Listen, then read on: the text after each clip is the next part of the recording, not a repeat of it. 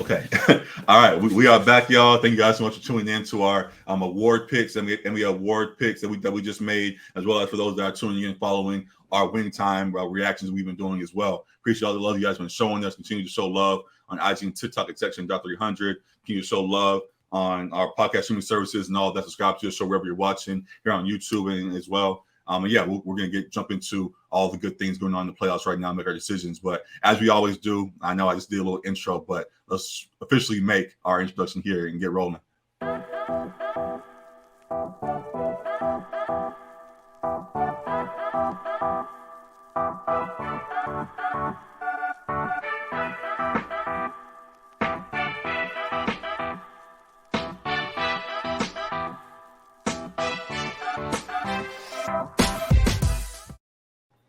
Yep, we are back, y'all. Thank you guys again for tuning in. We're here to make our NBA playoff predictions. I know a couple games have already got played. We're not in the bandwagon on the hot teams or whatever. We're going to make some official picks and have some accurate discussion here. So looking forward to what's to come in the playoffs. Off to a hot start already, and I'm excited for what's to come. I already did the intro for all the stuff to follow. You see across the banner as well. Now let's get this up and rolling and make our picks. So here's Alec. Actually, I already went and made a on NBA.com. Had the pick 'em brackets for us to make. He went and made his, and we'll kind of react to it. But to start, you kind of see how his breakdown is, and we'll discuss how things will play out as it goes on. So, Alec, where you want to start on here? Well, first, I was just going to say if you've been watching the playoff games and how you've been enjoying them. Loving all of it right now. Haven't got to see everything as much as I would like, but for what I have seen, definitely have enjoyed it. Love the Timberwolves' first game where they won. Was a little mad that they got blown up by 30 the next game, but it is what it is. It's going to be a back and forth series, in my opinion. We'll discuss that in a second. But fun across the board. Love the Nets and Celtics series and that back and forth. The next game is today, shortly after we finish recording this. And we're excited for that to continue on and all the elements that are going on surrounding that. Just all the things going on in the playoffs have been fun. At least 90% of it. The only one that's not too exciting is the Sixers and Raptors one. So we can kind of gloss past that. But for a majority of the rest, it's been a joy to watch. So yeah, where you want to start out on this? Yeah, I guess just start at the top. Phoenix, New Orleans. Just had some news today that Devin Booker is supposed to miss Game 3 and Game 4 with hamstring injury. So hopefully be back for Game 5. Pelicans got a big win last night. Book was cooking through the first half. I think he had like 31 or so. And then didn't come out for the second half with the hamstring tightness. Tried making the chase down block, landed wrong, hamstring tweaked up, and was out after that, and is going to miss, as you just said, potentially Game 3 and 4 of the series. So definitely an interesting one. Also, I think as you're about to say, the Pelicans kind of reacted after that and were able to get actually the victory after Devin Booker went down. So now the series is currently split, and it's going to be interesting how things continue to play out. Devin Booker now out for a game or two. Yeah, I was going to say, actually, even before he went down, they've been playing the Suns pretty tough. People kind of expected a sweep. I was expecting them to win at least one game, maybe not more than that, but I think the Pelicans post-trade deadline, when they traded for CJ McCollum, have turned themselves into a really good basketball team. And they play hard night in, night out, and they defend pretty well. So I liked their chances to at least give Phoenix a little bit of a scare. And so they were able to steal one on the road, which was huge. I do still see them losing this series to the Suns. I think the Suns have been the best team in the league. And even without Booker for a couple games, I think they can hold down the fort. I will say, though, with Booker out, it makes it even more clear to me that Booker is the best player on the Suns. I know that we give a lot of credit to CP3's leadership and his ability still on the floor as a point guard. He's still a top 5 point guard in this league, probably. Point guard. I wasn't going to call it that. I refuse to call it that.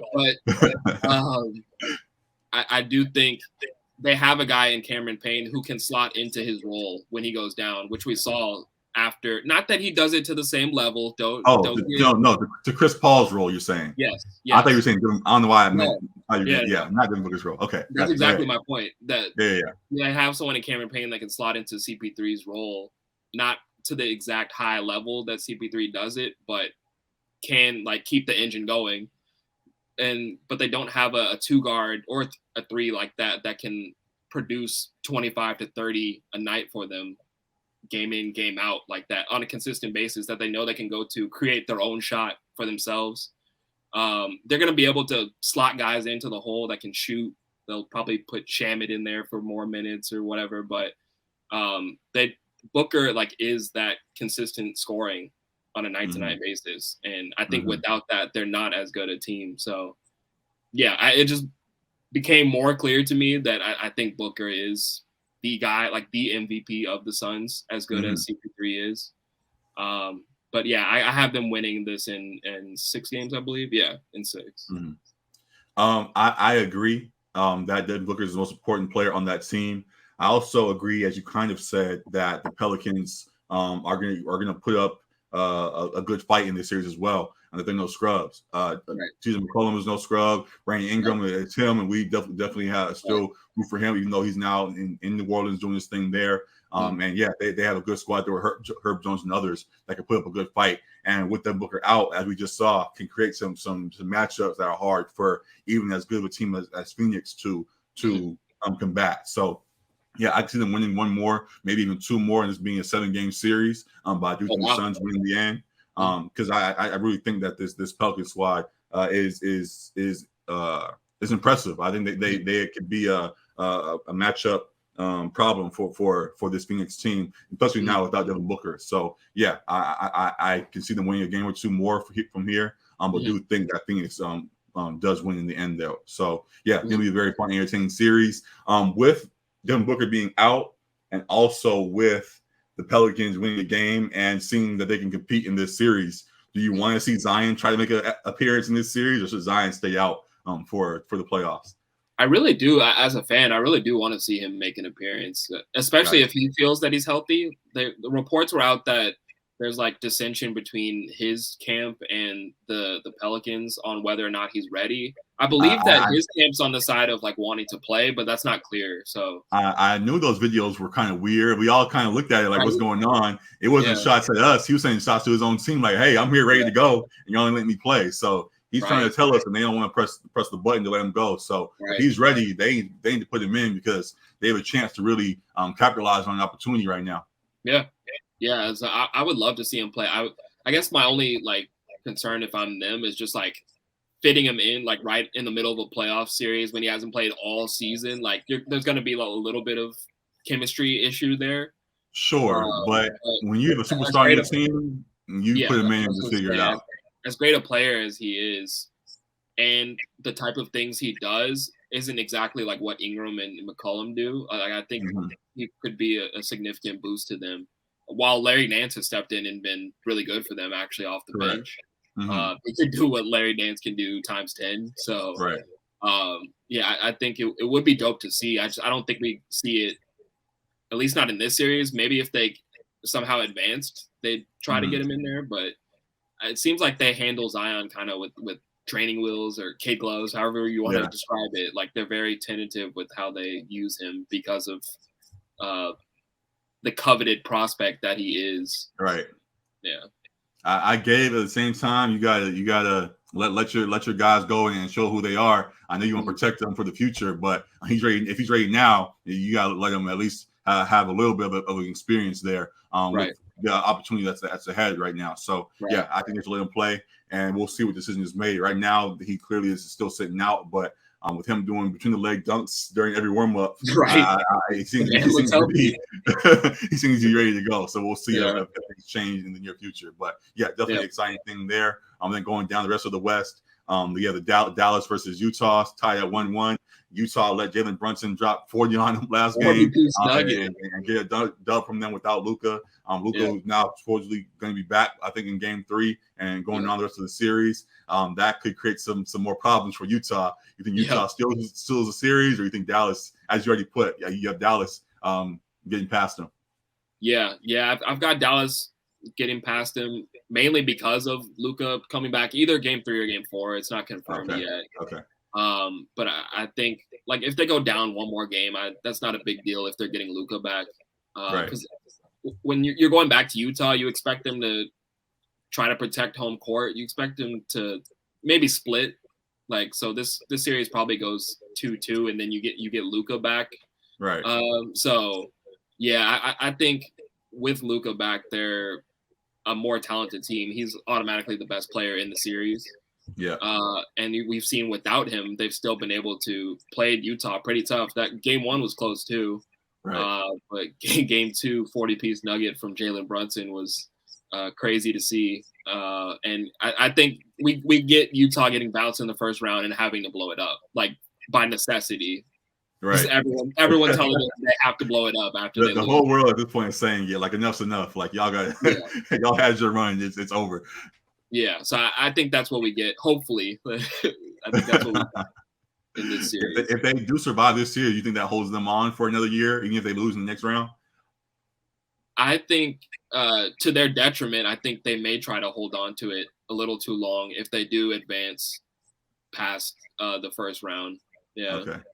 Yeah. Well, we'll discuss more when it happens, but for now, it seems like it's going to be otherwise. I agree that Luka's the X factor. If he comes back before the series is over, if he comes back during the series, he's going to be the one that shifts how things play out, and that they can Dallas can still win it. I believe they will. So yeah, I think you have 6 on there. I think the same thing if he comes back.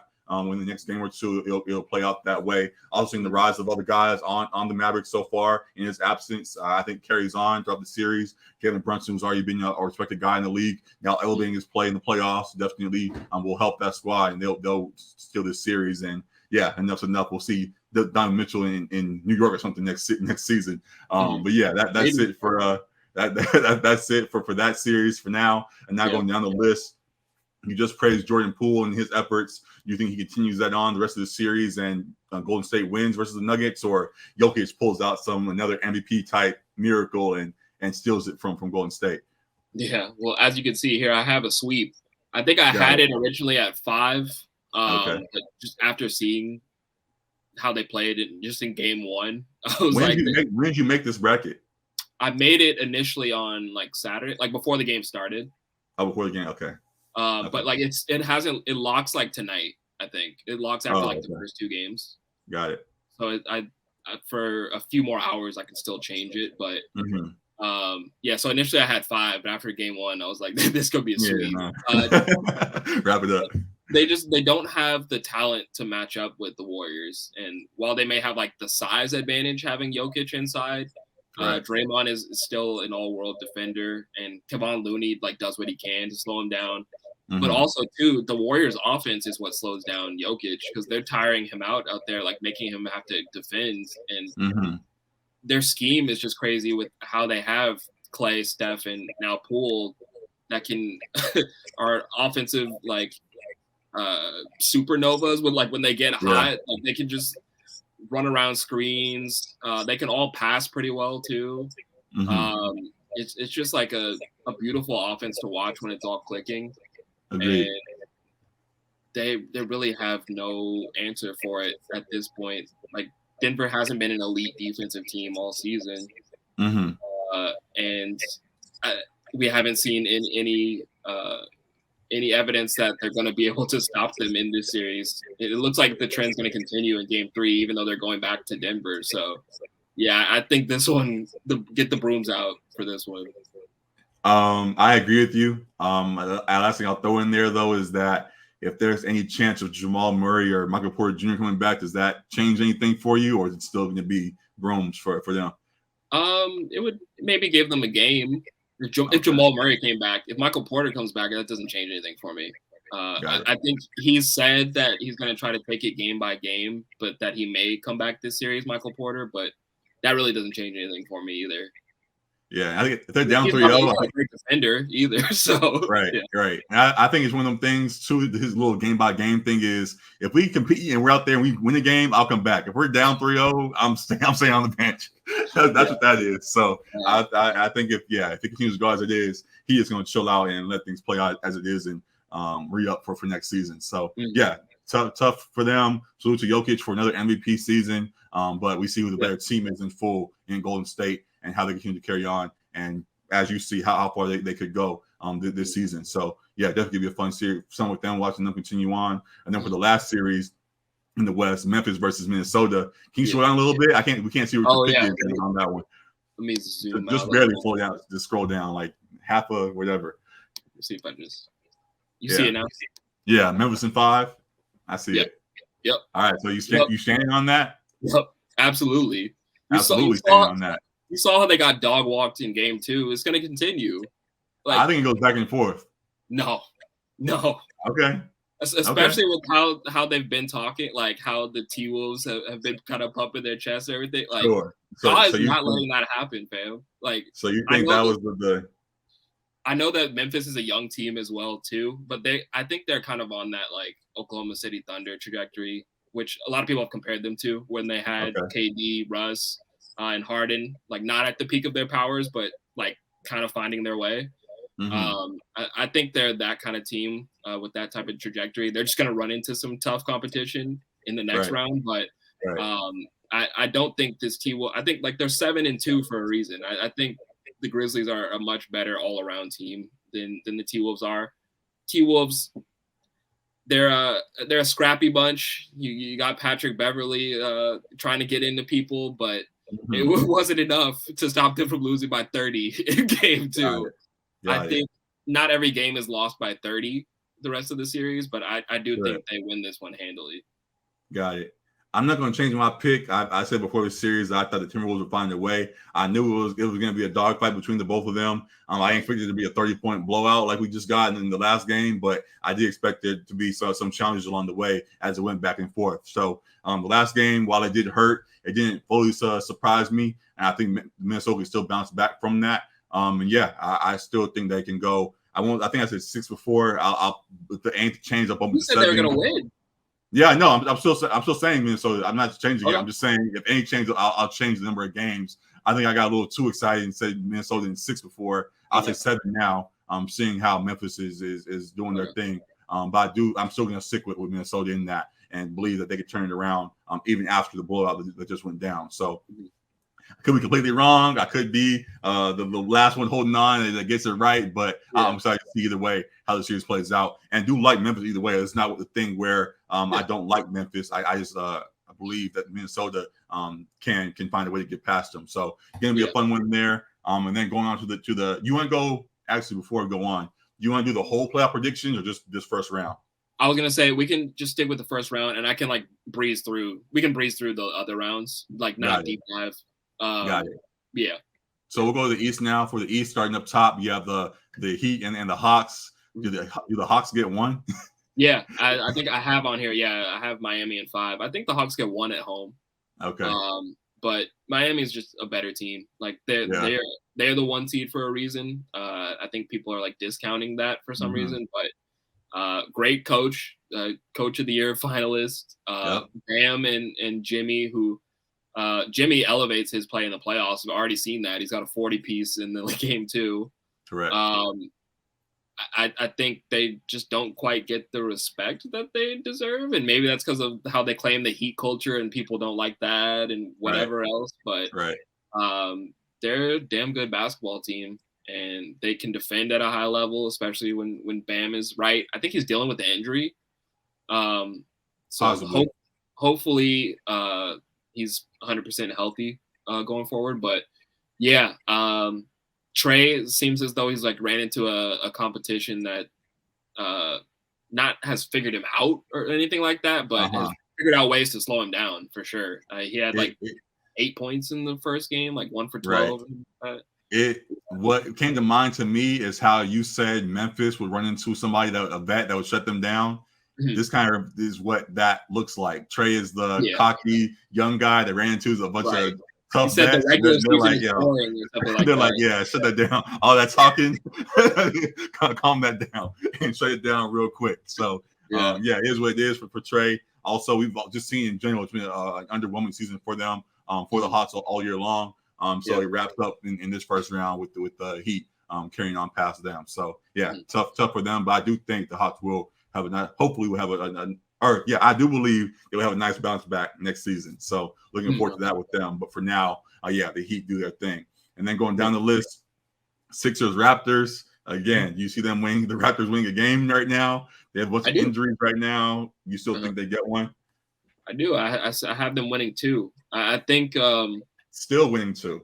Yeah, I think people wrongly assumed that like the Sixers would really, really struggle with the Raptors this series just because of how they've like defended Embiid in the past. Like some people were Right. saying like the Sixers might like get bounced in the first round kind of thing. I'm like, I don't see that. If they were healthy, I might have jumped out that far, but not now. Yeah, I mean, yeah. Scotty Barnes going down with that ankle injury definitely hurts them. Gary Trent's out, I believe, as well. They got 3 guys out. He's playing now. Oh, he's He's dealing with a sickness, illness. okay, Yeah, okay. he's playing tonight. But yeah, I think going back home, I think they'll do a pretty good job protecting home court. I don't know if they win both these games. I think they win at least one of them going back home. But I trust this like veteran team between Siakam and Van Vliet to not like go out getting swept like that. Right. I think they're good enough to win a game or 2. The first couple games it's looked a little bit shaky, but they've gone on runs and like made the games closer. I just think Toronto's a tough place to play as well. I don't know, is Matisse available now that he's gotten boosted and all that? I don't know if he's even like playing like that, but he did get boosted. I didn't hear about that. If that's the case, I know he got like I think he got like the first Pfizer shot, so like he may not be eligible to play.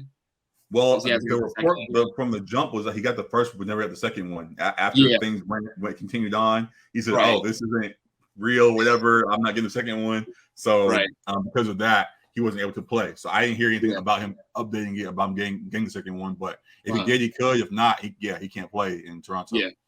Yeah, but I think they have a strong home court advantage there. So I think they get 1 or 2 games in this series. I could see it being Philly in 5, but I think pretty handily it's Philly, the better team in this one. Just the ultimately best player in the series, obviously with Joel. Tobias has stepped up. Tyrese has been great all season, really. Even better when they traded for Harden, which was kind of a surprise. People thought it might set back a little bit his development, but he's been great even with Harden. Tobias has stepped up a lot in this series, scoring at a high clip so far in the first 2 games. What do you think of James? Sorry, go ahead. I'll ask after. I was just saying it's a welcome sight for Philly because Tobias has been struggling since they traded for Harden to figure out his fit like with the team, but he's averaging 20-something, I believe, in this series so far. So that's a welcome sight for Philly fans. I think they get this one done. What do you think of James's play so far? Great as a distributor, still not shooting the ball super efficiently, but just in a point guard role, I think he's been really good for them. So we'll see how they continue to improve. I do think the Sixers also get this done. I'll say 5. Respect to the Raptors, but I think the Sixers are on a mission this year, at least somewhat. We'll see how far that mission takes them, but at least for the first round, their dominance will at least somewhat show, and they'll handle this Raptors squad, who will go out valiantly. They'll go gentleman sweep. They got champions on the squad, of course, so they won't just fold. But I think the Sixers handle business as needed, and then they carry on with business as needed. So Sixers in 5 in that one. Interested to see how things continue to play. We're excited for the continued rise of Maxey. Maxey and Poole are the 2 young guys, most notably rising in the playoffs right now. If you had to pick one between the 2, who you're picking? Honestly, too, Maxey could have been in that most improved player conversation as well. Think about that. You said between the 2 of them, who am I picking? Right. I think that's really a toss-up, to be honest. I feel like I'd want to like pull up their stats too, but I think it's really a toss-up. I feel like you can go either way. I'd probably. There's no wrong answer. I just want to see who you think is doing better between the 2, I guess, in their situations. Because they've both been great to start both their series. So I don't really know if there's a better. I'd probably lean Poole, but I really like Maxey too. So I was trying to just throw a question out there to see, but I agree with you. We don't got to pim against each other. We can just enjoy both. I was trying to throw something out just for the fun of it, but I definitely enjoy both of those guys. Two legends can coexist. We also see there was some kind of one of them NBA Twitter accounts put up some kind of poll. One got to go: Tyler Hero, Anthony Edwards, Maxey, and Poole. And it's like one does not have to go. they all can stay.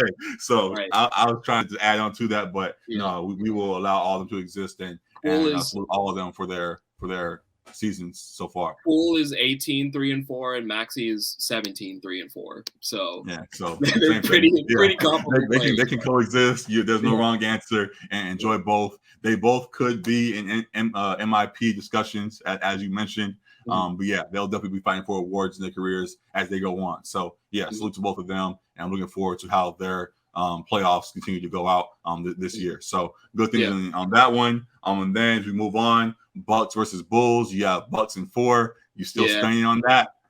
Sadly, because I really like this Bulls team. I wish Lonzo still hasn't gotten to play in the playoffs yet. Yeah. He might have that street clothes tag in a second if he's not careful. Man, it's been a few years now of injuries going on like this. Yeah. But then again, before just to say, I think guys we've seen in the past, we've seen guys like even Steph Curry as great as he's become, had a bunch of injuries to start his career and then finally figured it out and got rolling. So I won't give him the street clothes tag just yet. This is year 4 or 5. It's getting close. It's getting close. It is getting close. Love to see him play a full season. Like they could really use him. They were really hot when they were all healthy. But I mean, they've had a horrible track record against the top 4 teams in each conference throughout the regular season. And Milwaukee is my finals favorite, with the best player in the world in Giannis on that team. Drew and Middleton always elevate their play in the playoffs as well. That pretty good role players as well too. Yeah. I think the Bulls, while they played them close in game 1, I don't think, while they have really good scorers in Levine and DeRozan, they struggle to stop Milwaukee. And Vucevic also was good for them too, but struggle to stop Milwaukee with Giannis being as great as he is. And I don't really see a path to. I could see them winning a game, but I don't really see a path to them making this a series. Got it. Yeah, I'm with you there. Maybe a game, but also seeing how the Bucks are already turning it on, it's gonna be hard for them to even get that. So I agree with the 4 you put, or if you even want to say 5, I'll stand with you either way. And see the Bucks advancing in this series. So definitely entertaining one there. Sorry for the Bulls. We wish they could have had a better fate. But it is what it is this year, and so be it. But now the most split series that we have is the Celtics Nets series. You have Boston in 7 in that one. Why do you think that Boston still gets past Brooklyn? Really, I have Boston in 7 out of respect to KD and Kyrie just being superhuman talents and offensively, because I think they're a much better, well-rounded team than the Nets are. I think the Nets are top heavy in KD and Kyrie, and after that, they're hoping that they get consistent production from their role players. If you think about it right now, it's Drummond, it's Seth Curry, who hasn't been great to start the series. Or start the playoffs because he wasn't good in the play-in game either. Bruce Brown, who they're not they on offensively. He's kind of like their Draymond Light in how he performs for them. They need KD and Kyrie to get their 30 to 40 to 50 to win games on most nights. And this Celtics team is really good defensively. It was a really exciting finish to that game 1 on Easter with the buzzer beater from Tatum. It was really, really cool finish there. But if Time Lord was here, if Robert Williams was here, I'd probably say Celtics in 5 games, 6 games. But I'll say 7 because they do miss that defensive anchor there. But Al Horford was great in the game they played. They got Defensive Player of the Year, Marcus Smart playing well. Tatum, I think, can score right there with Kyrie and KD, and Jaylen Brown can get you 20, 25 as well. I think this is a really good Celtics team that's well coached too. I think they have a better coach than the Nets have in Steve Nash. they have the wild card because they have KD and Kyrie on the team. But correct. If you didn't have those type of weapons, yeah. So I think it's Boston in 7 here. I think I hear that. It's going to be a great series either way. I'm definitely going to enjoy it either way. I just, even seeing how the Celtics got past the Nets in game 1, they shut down in a way KD, and a lot of the other guys weren't as influential. Bruce Brown had 5 points. Andre Drummond had 8 points. Right. Seth Curry had 9 points. They didn't really do much. It was really just the KD and Kyrie show. And even with them shutting down, it was really the Kyrie show, and they kind of shut down KD. And even with all of that, they lost by 1 point. So I think if KD figures them out in any kind of way, makes kind of adjustments, they can still win this series. And then I think the other guys, with KD figures things out, that then spreads out throughout the rest of the team as well. We'll see improved play from Seth Curry. He'll make a few more shots, I believe. Bruce Brown might get more active on offense as well. And I think as great as defense is, they got Marcus Smart, Defensive Player of the Year, we discussed last episode and all of that. I think this Nets squad still can get past the Celtics team as good as they are. So I know it's going to be a dramatic ending for a team who had a great season and an amazing turnaround after they kind of started kind of slow and all of that. But I think that the Nets, because of the X factor they have on their squad, if there's any squad that can turn it around and find a way to get a win in the situation, I think it's them, and they'll do that. Probably maybe in 7, as you also put, but I think the Nets are the ones that end up victorious either way. Yeah, it's possible. It's possible. It's kind of sounded like how we were talking about the Lakers last year when they were that 8 seed against the Suns. Like, they still got LeBron and AD. We still got a chance. But and if they stay healthy, we see how it could have played out. AD just got hurt, so I mean, what you want me to say? Yeah. No, I'm just saying it sounded like a lot of the ifs. I already hear the what ifs happening. But because you talk about if Bruce Brown could get some, like, score a little bit more, like I'm not. Well, I guess to that I'm saying they in a way shut down KD in the first game. He still had 23 in that. I think if he, I won't say. I won't say how much I'm trying to say. Because it's hard for KD and Kyrie to both get like 50 on the same night. Kind of I'm not saying they're both going to get 50, but I'm saying if Kyrie puts up 30, 35 again, and KD gets close to 30, 35 this time instead of 23, I think even that little adjustment, it will get them over the hump, because I also think their improved play and figuring things out spreads out beyond just them, and it'll improve play for the rest of the team also, and that can get them the victory. So yeah, I believe that they can do that and make the proper adjustments and find a way to. You have it in 7, so you think they're going to figure out things some kind of way. I'll say, listen, like, I got them winning 3 games here, right? So they're going to find ways to win games. And I think they end up winning a 4th as well and getting the series there. So yeah, I'm sticking with the Nets. I got the KD shirt on. Sure, it's biased, whatever. If that's what you want in there because of my shirt, but I do believe that as impressive as the Celtics victory was, it also showed that this Nets team can hang and find ways to win this series. So I'm still rolling with that, even though the Celtics are ahead right now. Got you. I'll ask this for both of us. Game 2 is tonight. If the Celtics win tonight as well, will that change your prediction, or you still think it's going to go 7? Yeah. Or do you think it still go? Okay. No, that's protecting home court. Like, it doesn't really change until, like, someone loses on their home floor. Yeah, no, I wouldn't. I would expect the Nets to protect home court too. So yeah. Okay, I agree. I think it still go that way. But I'm sure there's gonna be a lot of hot takes about, maybe get the brooms out for the Nets if they lose game 2. We'll see. We know how social media goes. So I will say, that's not an impossibility to me, because I do have a lot of belief in the Celtics team, just what they bring defensively. But I'd also like to point out that's a very nasty statement with the Laker poster in the back, a Laker jersey on, to still be riding for the Celtics like that. It's just real nasty. It's not riding. I hope we all see what's really going on. I hope we all see what's really going on right now. Okay, DeMarcus, fighting your teammates on the bench. That's the type of energy you bring in right now. It's getting ridiculous. Why are we fighting? We can't be the best podcast if we're fighting, man. We can't be the best podcast when you wearing Lakers stuff supporting the Celtics. That's what you can't do. You gotta cut that out. I'm not a Celtics fan. Like, I'm a basketball fan first and foremost. So for anyone listening, like I try to look at the NBA like as unbiased as possible. Like, I hate CP3, but I think the Suns are a good team with him.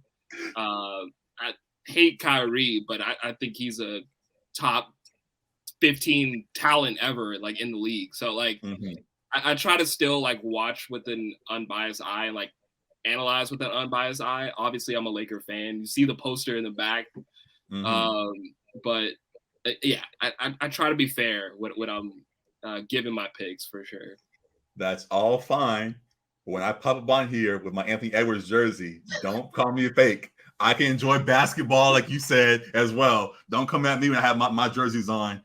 Even still in that, I was still a Laker fan first, so I won't wear no Celtics jersey. I'm waiting on Jason Tatum to get a Laker jersey so I can get that jersey. But I still see the talent there. But yeah, it's just funny to hear you say you're a basketball fan when you've got mad at me for using the same excuse. No, I'm not repping other teams. I'm not throwing on other teams' jerseys and stuff. I can't like other players on other teams. You said you like the Celtics. I didn't say you can't like them. I didn't say you can't like them. What's wrong wearing the jersey? You don't see me wearing. I'm not wearing any. I'm not wearing any rival jersey. I'm not wearing a Celtics jersey. Never do that. I'm not wearing who else is our rivals. I'm not wearing. You're moving goalposts. Talking about rivals. They have to be rivals for you not to wear it now.